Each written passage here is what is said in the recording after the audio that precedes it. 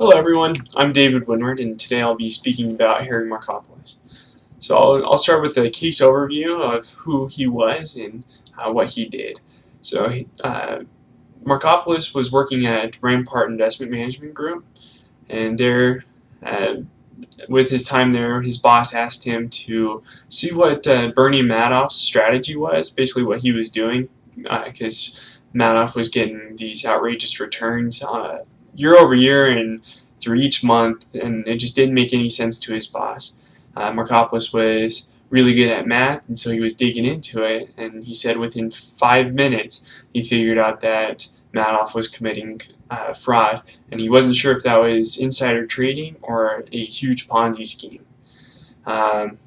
So a little later, Markopolos left his job and started a business investigating financial fraud, and then spoiler alert, Markopolos was never able to call enough attention to Madoff's scheme, and it eventually imploded and caused much damage to a bunch of people. So in this presentation, I am going to discuss how Harry Markopolos did in handling the resolution to the ethical conflict, and we're going to judge that based on the IMA basic steps, as well as Joseph Badaracco's "We Don't Need Another Hero" steps. So IMA, they basically have 3 steps. The first one is to discuss with immediate supervisor. Markopolos didn't really have an option with that since they were working for other companies, so he just kept pursuing it. Didn't really need to. The next step was speaking with an IMA ethics counselor for a better course of action. He could have taken this step, but being in the business himself and being in the investigation of financial fraud, he probably felt that he didn't need to take that step. And then lastly, their last step is to consult a personal attorney, which he also didn't do. May have been beneficial as he kept sending letters to the SEC, who are primarily trained lawyers. It may have been better for him to have an attorney on his side vouching for him and getting a better response from the SEC, which could have been beneficial as it took a long time for the SEC to even consider his case. So Badaracco, he explains what a quiet leader is, and I think Markopolos fits that role very, very well.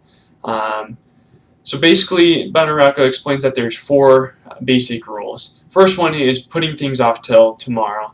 And so I believe Markopolos did this in the sense that he didn't really rush it. He took the time to find more evidence and do the math and make sure he was 100% right before sending stuff over to the SEC. Markopolos, the next rule was picking your battles, and Markopolos was definitely known for that and being very passionate and driven and making sure that the right is resolved.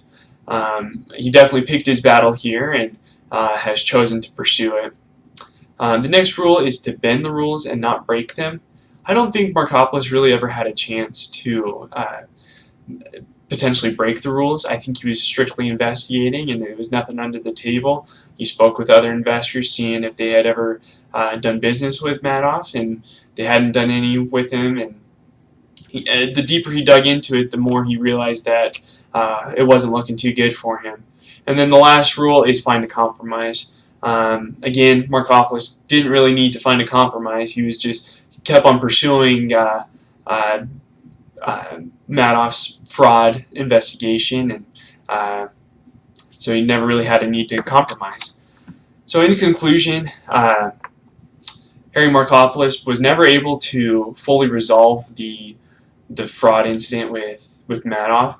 Madoff's scheme eventually imploded and exploded and just caused a big mess without Markopolos' cases coming to fruition. And basically with Madoff's scheme being imploded, it exposed him of the fraud that Markopolos predicted he was doing. And so tons of people suffered due to the negligence of the SEC and their lack of ability to investigate his case.